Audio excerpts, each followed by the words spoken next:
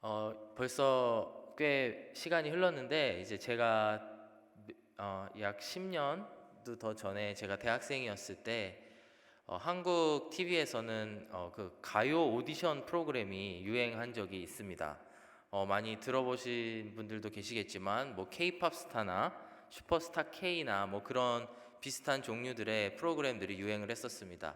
이제 음악에 재능이 있는 일반인들이 방송에 참여를 해서 이제 가수가 되고 싶어서 나오거나 자신의 그런 실력을 뽐내기 위해서 나와서 그 전문가 연예인 가수들에게 그런 평가를 받는 그런 프로그램이었습니다.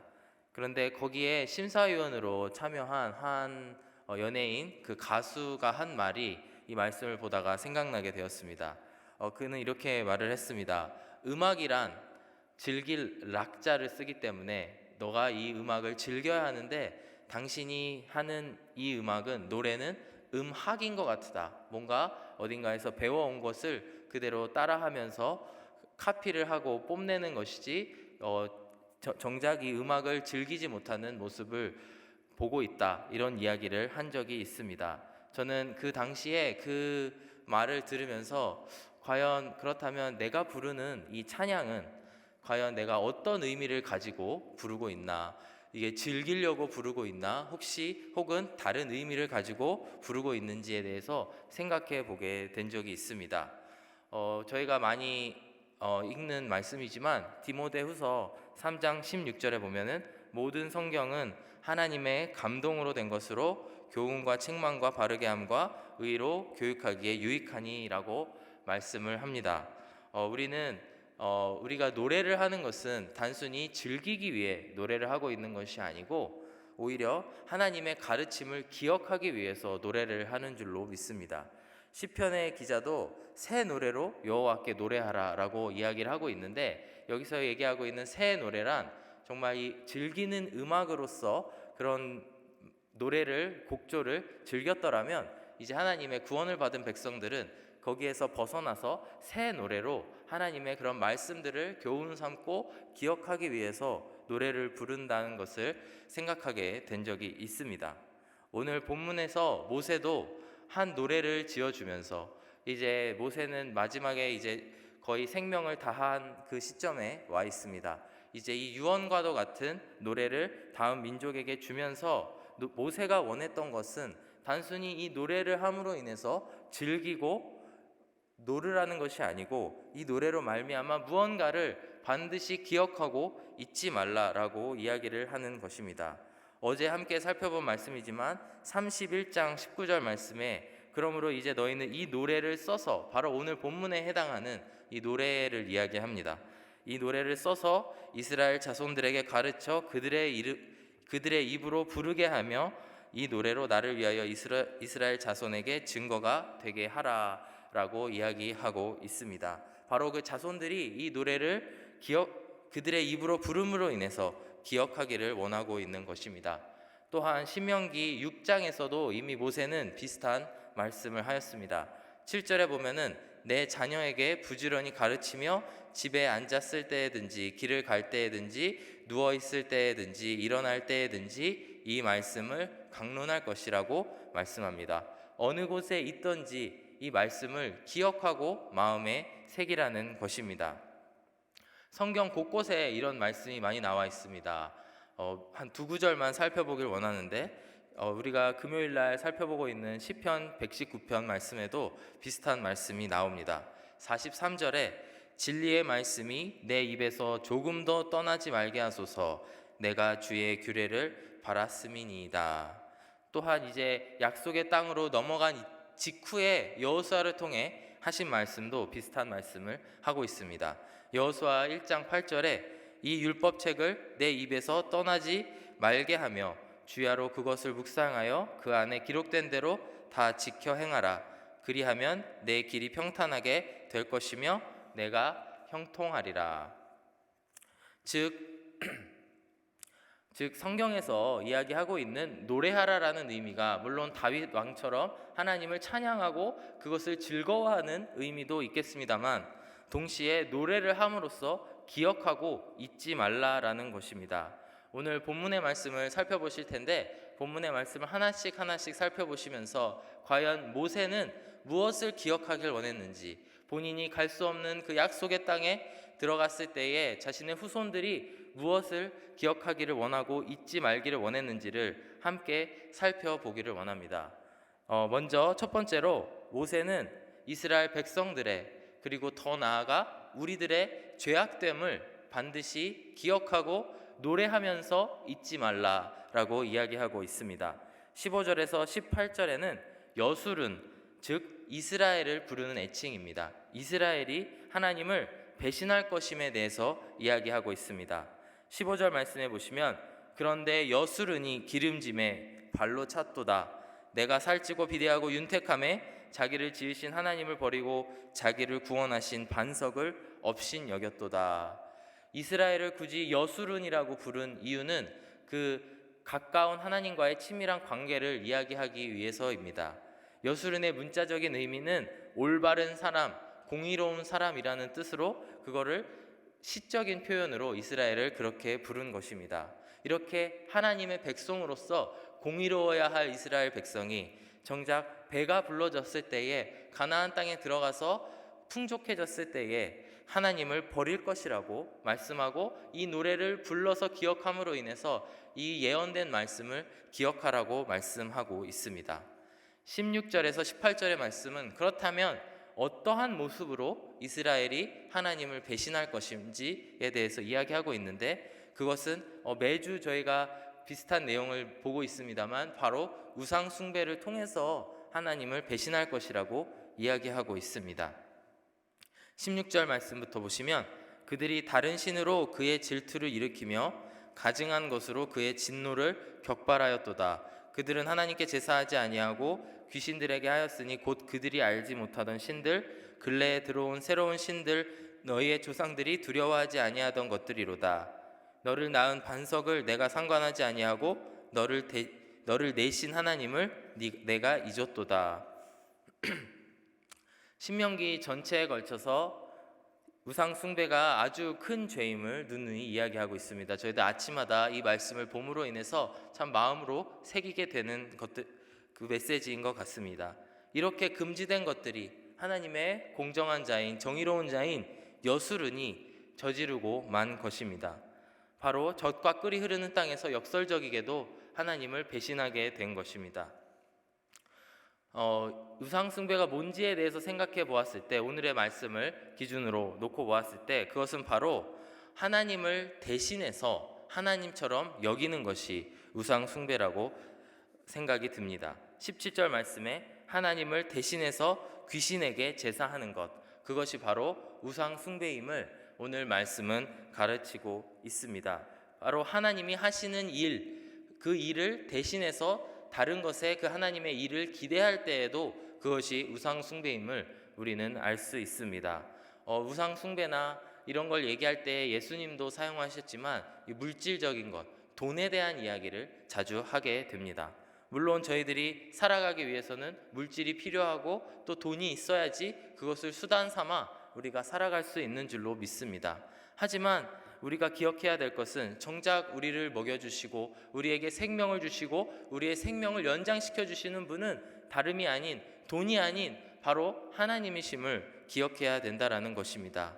모세가 살았던 이 고대 시대에도 참 우상이 많았습니다. 그 우상을 찾아가서 우상을 숭배했던 그런 마음의 안쪽에는 바로 이 신들에게 우리가 잘 보였을 때에, 제사를 지냈을 때에 우리가 조금이라도 더 잘 살 수 있지 않을까? 조금이라도 윤택한 삶을 살 수 있지 않을까? 하나님께서 젖과 꿀이 흐르는 그 땅을 주시고 풍족함을 주셨음에도 조금 더 나은 삶을 살 수 있지 않을까? 라는 생각을 하였던 것입니다. 늘 우리가 이런 마음을 새기면서 살아가기를 원합니다. 또한 하나님을 배신했던 이스라엘에 대해서 오늘 본문의 말씀은 이렇게 이야기합니다. 28절과 29절의 말씀을 보시면, 그들은 모략이 없는 민족이라 그들 중에 분별력이 없도다. 만일 그들이 지혜가 있어 그것을 깨달았으면 자기들의 종말을 분별하였으리라. 바로 이스라엘 백성들이 배불러서 배신하게 된 그 근거가 나와 있는데, 그것은 바로 그들이 분별력이 없었기 때문입니다.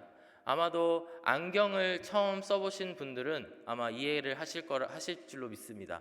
저도 이제 대학교 1학년이 되었을 때에 처음에 안경을 쓰게 되었는데, 참 안경을 쓰기 전까지, 안경을 쓴 전후의 가장 큰 차이점은 무엇이었냐면, 안경을 쓰기 전까지는 제가 얼마나 주위가 안 보였는지를 몰랐다라는 것입니다. 안경을 비로소 써보고 나서야 와, 이렇게 잘 보였었구나, 이렇게 저 멀리에는 이런 것들이 있었구나 라는 것을 깨닫게 되었습니다. 이와 마찬가지로 이스라엘 백성들도 그들 안에 분별력이 없었기 때문에 바로 그들을 구원하여 내신, 바로 직전에 그들을 구원하여 내신 그런 하나님을 잊어버리고 매일같이 물질로 공급해 주시고 풍족함으로 공급해 주시는 하나님을 잊어버리고 그를 발로 차고 배신하게 되었던 것입니다. 오늘 이 아침에 우리들이 저지를 수 있는 우상숭배, 아주 작은 것일 수도 있습니다. 하지만 그것이 무엇인지를 기억하면서 하나님 앞에 회개함으로 나아가는 그런 아침, 그리고 오늘 하루가 되었으면 좋겠습니다. 바로 두 번째로 모세가 오늘의 노래를 통해서 우리로 하여금 기억하길 원하는 것은 바로 하나님의 심판은 우리 가운데 반드시 임할 것이다 라는 것을 이야기하고 있습니다. 19절에서 27절에서 말씀에는 이스라엘의 배신의 결과, 그 심판을 이루실 하나님에 대해서 이야기하고 있습니다. 19절에서 21절까지 보시겠습니다. 그러므로 여호와께서 보시고 미워하셨으니 그 자녀가 그를 경노하게 한 까닭이로다. 그가 말씀하시기를 내가 내 얼굴을 그들에게서 숨겨 그들의 종말이 어떠함을 보리니 그들은 심히 패역한 세대요 진실이 없는 자녀이미로다. 그들이 하나님이 아닌 것으로 내 질투를 일으키며 허무한 것으로 내 진노를 일으켰으니 나도 백성이 아닌 자로 그들에게 시기가 나게 하며 어리석은 민족으로 그들의 분노를 일으키리로다 라고 말씀합니다. 하나님께서는 신명기 말씀에서 누누이 복과 저주에 대해서 이야기를 하고 있습니다. 또 오늘의 말씀을 통해서 다시 한번 엑기스처럼 모세가 기억하기를 원하고자 하는 것은 바로 하나님이 이러한 몇 가지의 방법으로 우리를 심판하실 것이고 우리가 하나님을 떠났을 때에 하나님의 살아계심을 보여주실 거라는 것입니다. 바로 첫 번째는 20절에서 말씀하는 얼굴을 숨긴다는 것입니다. 하나님께서 우리가 부르짖을 때에 듣지 아니하시고 얼굴을 숨기신다는 것입니다. 그리고 두 번째는 똑같이 갚아주신다. 21절의 말씀에 보면은 그들이 하나님이 아닌 것을 통해서 질투를 일으켰듯이 하나님께서도 백성이 아닌 자들을 통해서 하나님의 백성인 이스라엘을 질투하게 하신다라고 하시고 있습니다. 하나님께서는 특별히 우상 숭배에 대해서는 그렇게 눈에는 눈, 이에는 이와 같은 방법으로 갚으신다고 써 있는 것 같습니다. 그렇게 됐을 때에 우리로 하여금 다시 한번 하나님을 기억하고 돌아올 수 있게 하기 위함입니다. 또한 23절에서 25절의 말씀을 보시면 여러 가지의 재앙으로 심판하셔서 이스라엘뿐만 아니고 이스라엘 주위에 있는 다른 민족들도 하나님이 살아계심을 보여주신다고 이야기하고 있습니다. 23절만 함께 보시면 내가 재앙을 그들 위에 쌓으며 내 화살이 닿을 때까지 그들을 쏘리로다. 여러 가지 재앙을 통해서 하나님께서 나타내실 것임을 이야기하고 있습니다. 오늘의 제목을 우리는 무엇을 노래할 것인가 라고 지어보았습니다. 저희가 생각했을 때에 반드시 기쁘고 즐거운 일만을 노래한다고 생각할 수도 있습니다. 하지만 그렇게 생각을 한다면 사실 저도 그렇게 생각을 하게 되더라고요. 하지만 그것을 생각했을 때에 우리는 뭔가 우리가 찬양하고 노래하는 것이 우리의 즐거움을 위해서 노래한다라고 생각을 했을 때에 우리가 그런 고정관념에 빠질 수 있을 것 같습니다. 하지만 우리의 노래함의 목적은 바로 하나님의 말씀을 기억하고 그분의 메시지와 가르침을 통해서 다시 한번 하나님 앞에 나아가기 위함인 줄로 믿습니다. 그래서 이 앞에 두 가지 우리의 죄악됨 그리고 하나님의 심판하심을 우리가 노래하며 기억하는 오늘 하루가 되기를 원합니다. 또한 마지막으로 우리가 노래하고 기억해야 될 것은 바로 하나님의 인자하심을 노래하고 기억해야 합니다. 36절의 말씀을 함께 보시면 참으로 여호와께서 자기 백성을 판단하시고 그 종들을 불쌍히 여기시리니 곧 그들의 무력함과 갇힌 자나 노인자가 없음을 보시는 때로다. 하나님께서 우리의 죄로 말미암아 우리를 한때 버리셨으나 이스라엘 백성들 그리고 우리들의 연약함을 보시고 또 우리가 하나님의 버림받아 무력함 가운데에 빠지고 무너져서 낮은 자리에 갇히게 되었을 때에 결국 하나님께서는 그분의 인자하심으로 말미암아 우리를 불쌍히 여기시고 우리를 구원해 주실 것을 모세는 노래하고 기억하라고 하는 것입니다. 이는 살아가면서 우리가 죄에 빠지고 또 하나님이 주시는 심판, 하나님이 주시는 고난으로 말미암아 고생을 할지도 모르지만 결국에 우리가 바라봐야 될 분은 하나님임을 이스라엘 백성들에게 이야기하고 있고 오늘 이 시간 우리들에게 이야기하고 있는 줄로 믿습니다. 사랑하는 여러분, 다시 한번 말씀드리고 싶습니다. 무엇을 노래하시겠습니까? 단순히 즐거움만 노래하고 즐거움만 기억하는 신앙인이 되는 것이 아니고 오늘 말씀하신 것처럼 우리의 약한 점도 노래하시면서 하나님께 회개함으로 나아가시고 하나님이 주시는 고난도 기억하시고 또 동시에 우리를 구원해 주시는 모든 걸 해결해 주시는 해결자이신 하나님을 기억하시고 노래하시는 우리 성도님들 한 분 한 분 되시기를 간절히 축복합니다. 함께 기도하시겠습니다. 사랑이 많으신 하나님 아버지, 너무나 감사를 드립니다. 오늘 이 아침에 모세의 노래를 통해서 저희들이 기억하기를 원합니다. 하나님 아버지, 우리의 연약함과 우리의 죄와 이 모든 것을 주님 앞에 내어드리기를 원합니다. 그리고 우리들의 잘못으로 인해 겪게 되는 고난 또한 주님 앞에 내어드리고 노래하고 기억하기를 원합니다. 아버지 하나님, 우리가 그 가운데에도 고난 가운데에도 늘 하나님을 의지할 수 있게 도와주시고 다른 우상들을 숭배하지 않도록 하여 주시옵소서. 그리하여서 하나님의 인자하심을 맛보는, 하나님의 그 사랑을 맛보는 우리들 한 사람 한 사람 될 수 있게 인도하여 주시옵소서. 감사드리며 예수 그리스도의 이름으로 기도드렸습니다. 아멘.